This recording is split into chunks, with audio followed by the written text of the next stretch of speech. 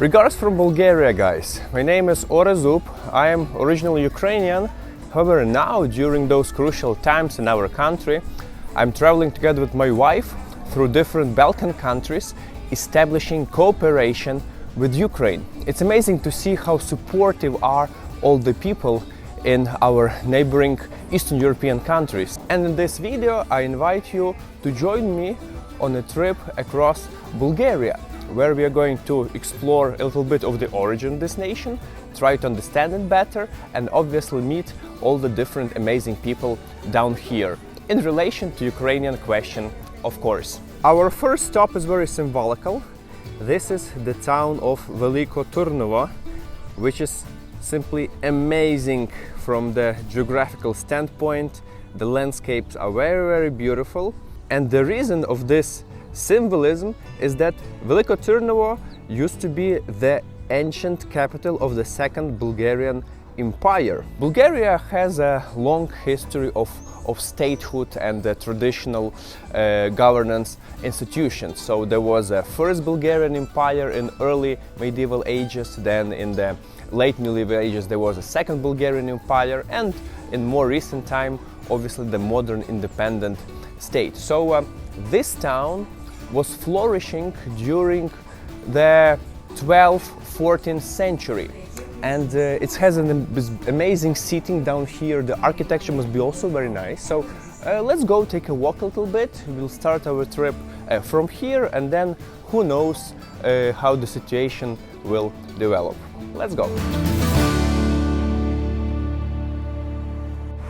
This is the main street of Veliko Tarnovo that is actually stretching along the entire town, which is looks normal with the smaller buildings. And please also guys notice that there is Cyrillic alphabet, right? So it's very similar to Ukrainian. To tell the truth, many Slavic languages are closely related to each other, and Bulgarian is more similar phonetically to Russian. However, because they're using Cyrillic alphabet, I can clearly read it. Ul, which means улица, street, независимость, which is independence in English, and in Ukrainian независимость is незалежність. In Russian is независимость. Well, that's why it's pretty clear for me what everything means. This is, for example, optiki, which is, you know, optics and so on. As you can see, it's pretty active down here. It's a weekend. People go and enjoy this nice city. And in general, being such an important historical destination, Veliko Tarnovo is one of the most popular tourist spots in Bulgaria, and also a major cultural center. So there are many different landmarks. The buildings are also look tidy, well prepared, like those one. Check them out. Yeah, and it looks very nice. Okay, I see my wife is all the way down there, so let's move on to join her.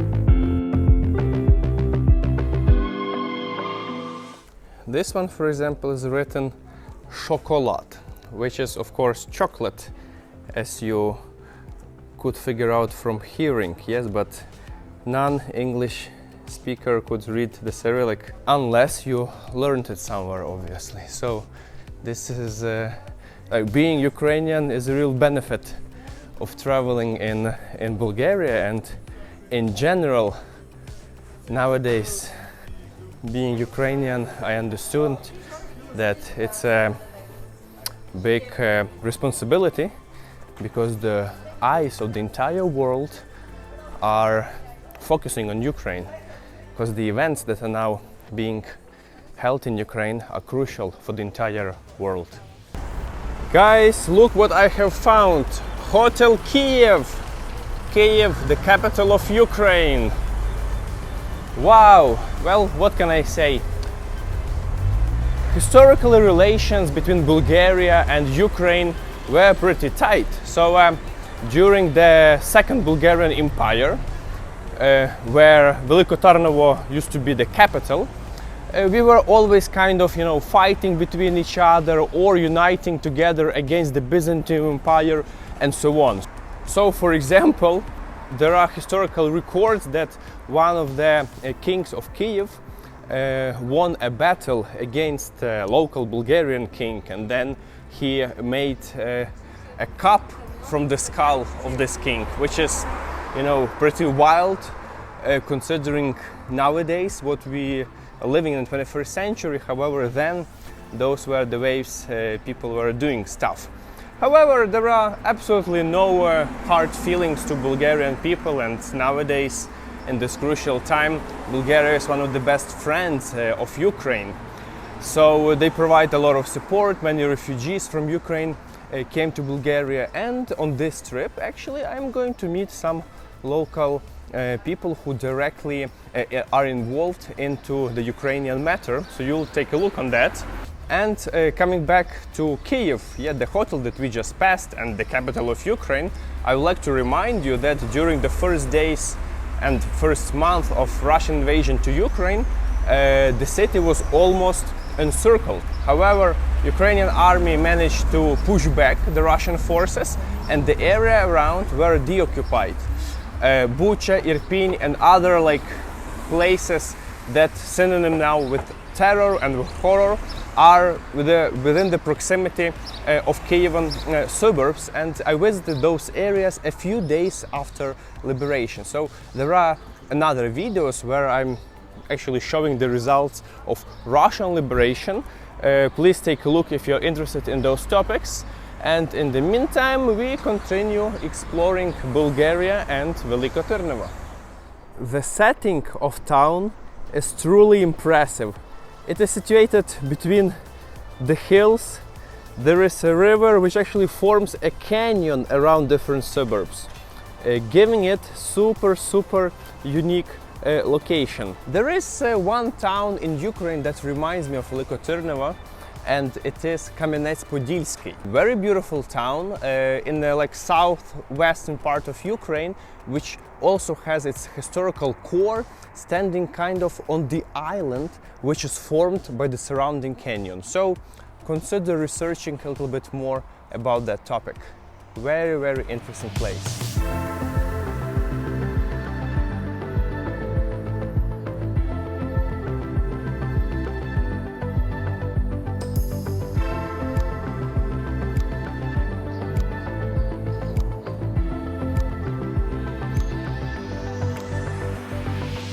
Another topic which unites Ukraine and Bulgaria is faith, religion.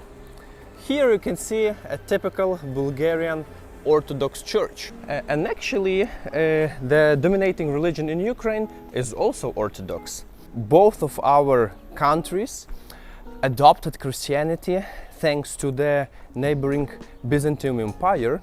Bulgaria adopted Christianity as the state religion at least 100 years earlier than it was made in Ukraine.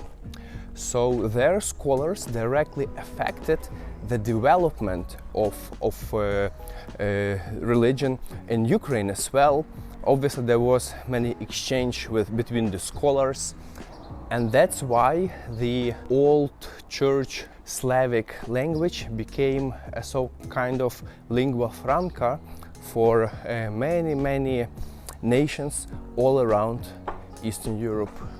Second Bulgarian Empire was one of the most powerful countries of its time at this part of the world. And the castle that is behind me, just take a look how huge and massive is it. So there is a church on the very top and massive walls all around. Yes, this was the only way how you can get to the castle from the city over here, and that's why of course Veliko Tarnovo flourished during the late Middle Ages. As we know, nothing is constant. And actually, the entire period in our human civilization of the Middle Ages finished by one single important event.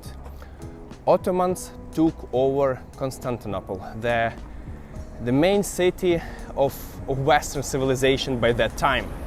The same happened with Bulgaria. It was conquered by the Ottomans, starting almost 5-century foreign rule for this country, before it got its independence again in the late 1900s. So at this moment I think we can finish with Veliko Tarnovo. It was also a decline of this magnificent city. Fortunately, we see now that the tourism brings back life to it, and I really encourage everybody to visit it. But we continue further to explore Bulgaria and to see what this country has to show us. Let's go.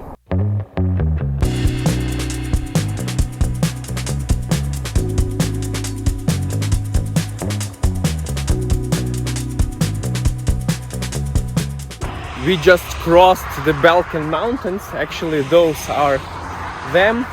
Veliko Tarnovo was in the northern part, now we are in the south. And Marta told, Orest, stop, Lavender. So definitely there it is. Look how beautiful it is, guys. At the foothills, yes, of the mountains. Really, how should I put it? Strong but nice smell. Actually, this year I planted a couple of lavender flowers outside of Lviv in our small summer home, let's put like this. Actually, lavender has calming properties, so usually I put few drops of lavender oil on my pillow before I go to sleep. It relaxes me, actually. It works with me, so maybe it will be useful information also for you. From above, looking back on it all, maybe I can see what was broken. Ooh, but it's a lonely calling. Yeah, it's a lonely calling. So we arrived to a small town, Mahlish, here in central Bulgaria, and this is the invitation of one of our friends whom I met in Dubrovnik. Atanas is a local politician, and I also recommend you to watch the video about Dubrovnik where we met on the conference. In the meantime, there is going to be some event, and we are the honorable guests here. So let's see how it will look like. So, Atanas, hello again. Nice to see you, my friend. Good to see you. How are you doing, Orest? Perfect. Amazing country, and thanks for invitation. I'm glad that you're here. I think we can see the beautiful photo exhibition of pictures that we are attending. And we are in the city of Maglish, Stara, Zagora, where I'm a member of parliament, and we are glad that we can provide you with a little help for Ukrainian people. Perfect. Little medical aid that we hope will save lives in this situation, and of course support Ukraine. Absolutely. That's just, guys, like a small example of what we are doing. When we travel to different countries, we cooperate with local leaders, with local organizations, and establish connection with Ukraine, trying to, to develop cooperation in terms of like some humanitarian aid, medical supplies, media featuring. And as the member of parliament, so you were elected from this area, right? Yes, member of the Foreign Committee of Bulgarian Parliament, author of the decision to provide support for Ukraine. Okay, so you even were like in the working group to deliver aid to Ukraine. Yes. Amazing. So you know that the war is going, the fight is even stronger than used to be. Yes. And we hope that your group will be pushing to continue delivering support to Ukraine. Yes, that's the goal. All wars are bad. This war is horrible, and I wish that it ends soon and that Ukrainian people are free again. Благодаря.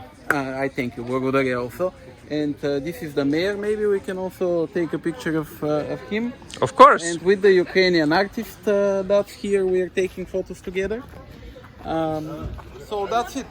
Art brings people together, and also humanitarian efforts bring the people. As you know, guys, now at the front line there are between 100 and 150 casualties. So these medical things are very important, and if you have access to local hospitals, pharmacies, and you can send more things to Ukraine, please contact me and we'll be able to get any type of volume of these things, because in Lviv we repackage them into the first aid kits and send to the front line. So that's really important. Thank you, благодаря. So the main thing, guys, is the art festival, which is starting here. But what's interesting, I found a Ukrainian girl. Hello. Hello. Regina is originally from Odessa and she fled Ukraine after Russian aggression. Odessa is actually in a very difficult situation now.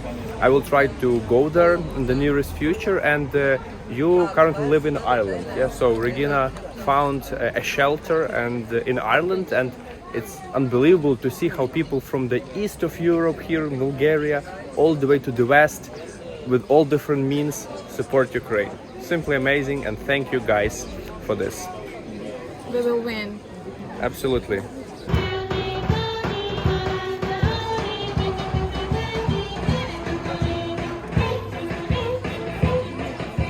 Very beautiful. So this is your painting, yes? Wow, what is this? It's the bathhouse in Zagora. Okay, it's like a ancient historical spa, which is in the Ukrainian colors, by the way, yellow and blue. Благодаря, дуже гарно, very beautiful. Petya gave us a present. Yes. Very good. For painting. 9 years old. 9 years. There she is, Petya. Thank you very much.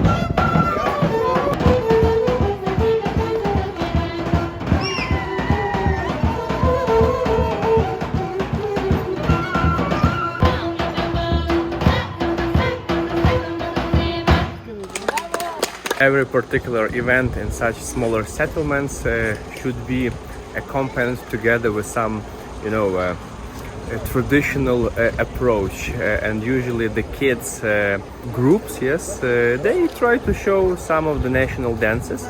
Also, the way how they dance here reminds me of Ukrainian traditions that usually practiced by different ethnicities in the mountains in western Ukraine.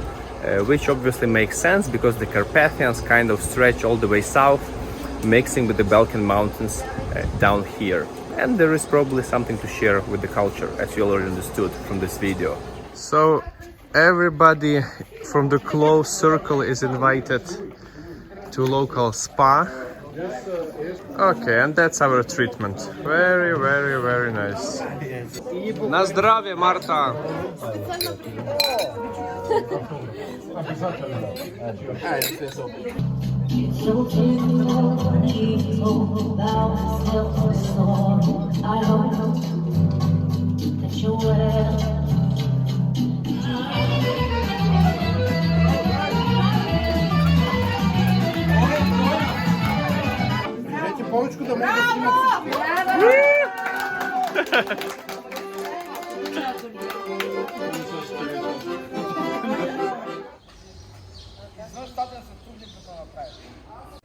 Local people were kind enough to invite us to explore a town of Stara Zagora, which is actually situated in the historical area of Thrace, or Thracia in the Bulgarian or Ukrainian language. And this used to be one of the most prosperous Roman parts of the Roman Empire, and the museum which is built around is actually settled upon the original historical Roman street.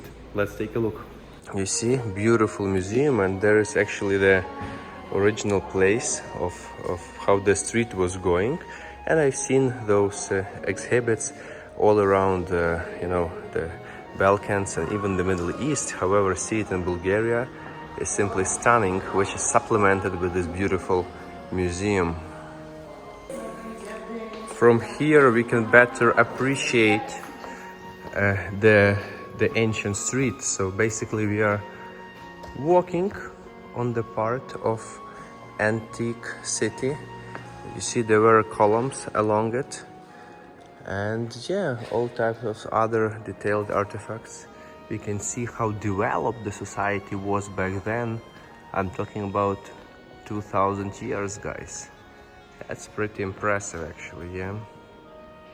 This is the part of the original street that, as you can see, was pretty wide, much wider than maybe medieval streets in European cities. Chariots were going through it, and also very beautiful mosaic which remained from those times. Just look at this.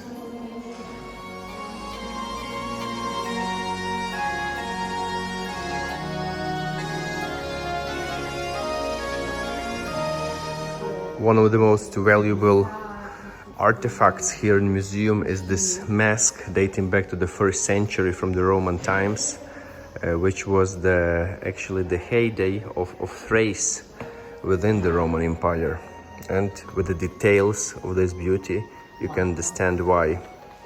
By visiting such places, you start understanding the course of history much better, and realizing that once a thriving civilization can completely decline at one point and change with another culture.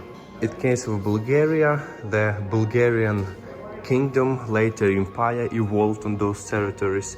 You can see up north, this is the Kievan Ruthenia, which is the ancestor of Ukrainian modern nation, yes, and obviously they had their own history and development of their traditions, culture on this period.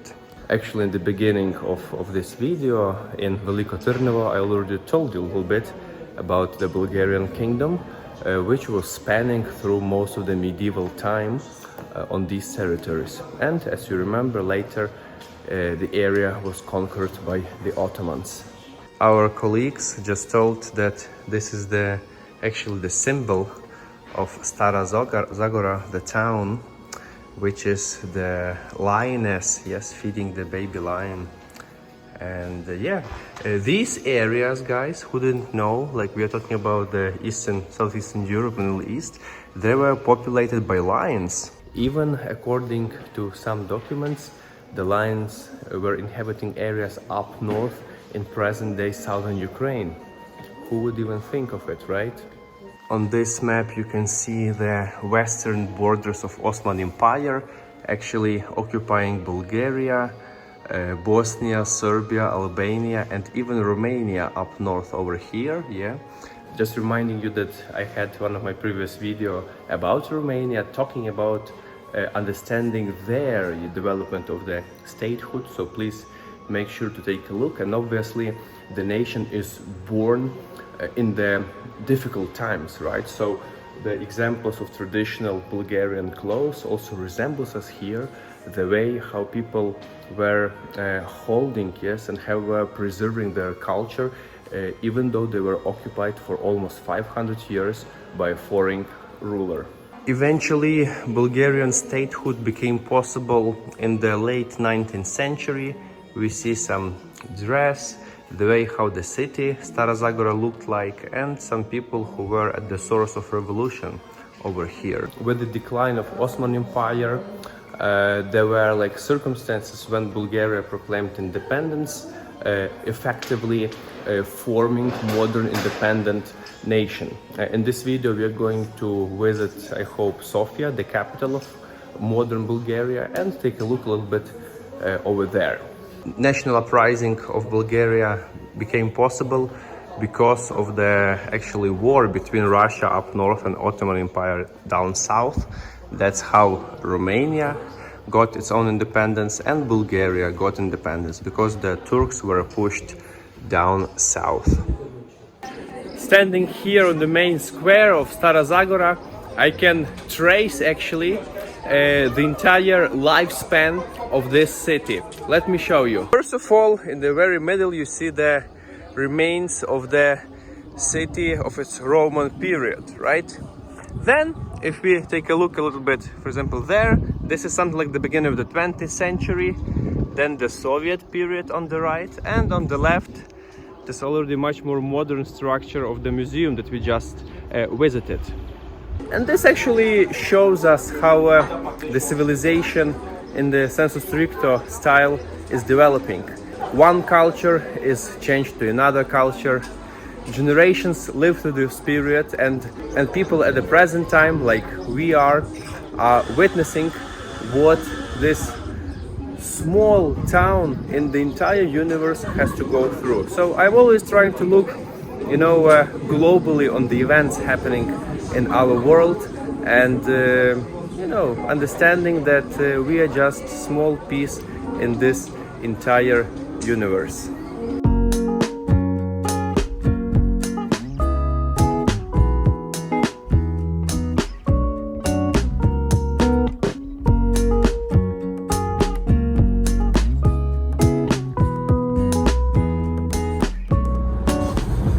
It was amazing reception by the Bulgarian people in this rather smaller area in the center of this country. However, they did this with honor and showing us around Stara, Zagora. And now we are traveling along an amazing highway which is stretching through entire country. So we take our road to the west of the country and will visit Sofia, the capital of modern Bulgaria. Such a beautiful scenery around. You can see these vast sunflower fields, and of course it reminds me of Ukraine, with Ukrainian flag with the yellow at the bottom and blue sky at the top. This is like very similar landscape as we have in southern Ukraine, which unfortunately now is largely occupied by Russian forces, and this is something that we have to fight back, obviously, in the nearest time.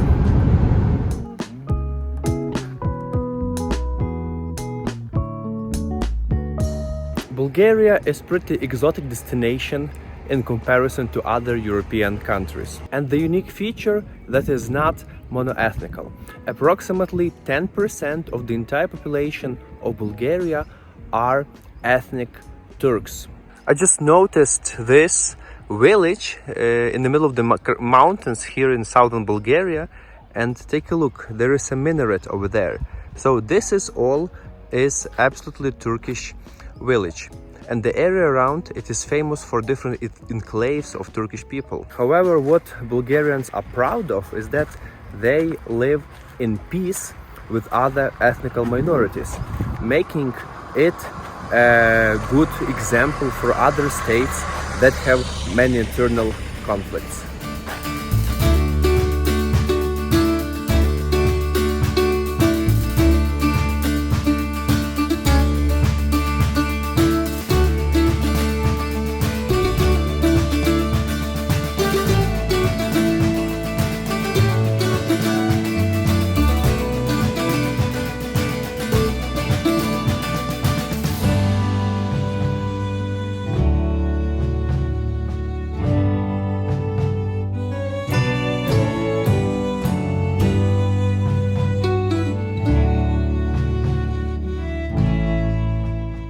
Our last stop is modern capital of Bulgaria, the city of Sofia.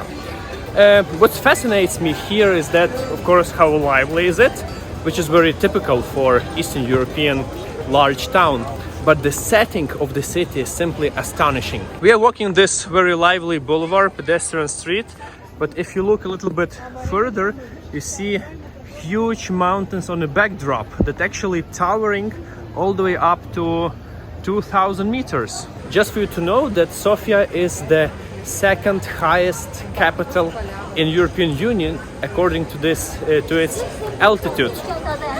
You might be wondering what is the first one. Well, this is Madrid, which is situated over 700 meters above the city level, while Sofia is approximately a bit more than 500 meters above the sea level. So it's really amazing. It's nice atmosphere, and in this central part it feels very modern. However, the outskirts of the town still reminds me of socialist past, and it doesn't differ much from many Ukrainian cities. My first visit to Sofia happened over than 10 years ago. To be precise, I'm talking about 2009 or 2008. I took the train from my native Lviv all the way down here, and it was the direction of Moscow, which was going through Belarus, Ukraine, Romania, and then eventually Sofia. I remember the city to be with a lot of bunch of constructions happening around. It still felt pretty backward, at least from my perspective, from the Ukrainian side back then. However, definitely since then many things have changed here, and the reason is that Bulgaria joined European Union in 2007, which means much more investments, much more foreign incomers here, and in general prosperous future. So now I'm happy to announce that not long time ago Ukraine officially was admitted to the European perspective with granting the status of the candidate of EU. So I hope we will also develop much faster from this time and onward. Hey, meet Atanas. Where we are now? We're in Lower Wozenets. What's that? It's it's a neighborhood in Sofia. It's one of the nice ones, but you'll see later. Yeah, just come with me. Just for you to know, Atanas is my good old friend, and we actually met each other. Do you remember when? 2009, I think. 9. Okay, so Not sure. so we met in the youth exchange program of AEG in Thessaloniki in Greece. Yeah. And that was actually, guys, the trip which I took when I took a train from Lviv to Sofia that I was talking to you about. From there we had some nice time in Greece. We are both lawyers. At least this is what is written in our diploma. And what's beautiful is that we didn't meet. This is not beautiful, but the fact is that we didn't meet each other in between. And now 13 years later, we met in Sofia, talking easily like we met in Thessaloniki just like a couple of weeks ago. Even though it's 13 years ago, we were still following each other on Facebook, and I also met some people who knew Orest, and they were good friends of him from Lviv. So connections are not lost, even though it's many years. I think today we live in a global village. Absolutely, yes. So keep in touch with your friends, because one friend of mine told that your net worth is not how much money you have, but your net worth is your network. How much people you know. Tell that to my mortgage. Something. Okay, let's carry on. So we met first in 2009. It was only 2 years after Bulgaria joined the European Union, the EU, in 2007. Which impact did it make on your country, as you can tell? I think about the change in mentality. People became more confident about their country. Before 2007, we were much more oh, we are so corrupted. How the hell do they allow of this corrupted country become member of the European Union? And now, much more slowly, but inevitably, people are much more confident into their capabilities, and they feel much more empowered and confident into their country. That's the biggest thing. And there is sense behind this, because you need to do the change somehow, and the way to make a change is to impose larger meta structures on disorganized processes in society. So just by volume of all the European regulations, processes, there is a way how gradually you make things work. Yes. And when people tell me Ukraine just became the candidate of European Union, you still have so much work to do, it will take 20 years to join. Okay, the sooner we start, the better it will be, and I'm super grateful and happy that this process began. Oh wow, look what we just found. A former Soviet monument with some Ukrainian symbolic colors and letters. Atanas, what does it mean? Can you translate to us, please? So the one in the middle, it says occupators. Like Z occupators. Okay. Yeah, but I think the Z here is much more not used in the pro-Russian style, but more scratch down what is the motif of the monument. So okay. It has reversed meaning. Okay. And you have on this side, Yes. Nyama da. Yeah, I guess the the person who wrote it down had issues with proper grammar, I suppose. But it basically says, "We are not gonna forget. We are not gonna forgive." Okay, for the Russian invasion to Ukraine, I suppose. Exactly. I mean, you have the colors. Fascist swines. The Hague is calling you. Hague as the tribunal. The tribunal. The international war crimes justice court, or I don't know what's the exact name in English. Yeah. So I think it's very symbolical place to finish our video about Bulgaria, which I hope you liked, that became insightful to you. I was trying to maybe show a little bit of Bulgarian history, some places around, but also to put the perspective how Bulgaria is interacting at the present times in relation to war in Ukraine, because this is the central topic of my channel at the moment. And here I am convinced that Bulgarian people are with Ukraine, same as the entire civilized world. I'm really grateful for you, for all the support, for the attention you're making. Very happy to meet Atanas. We will continue our private conversations behind the scenes, and at this moment I wish you guys all the good luck. And Slava Ukraini. Heroyam Slava, and see you in the upcoming videos. Good luck and stay safe.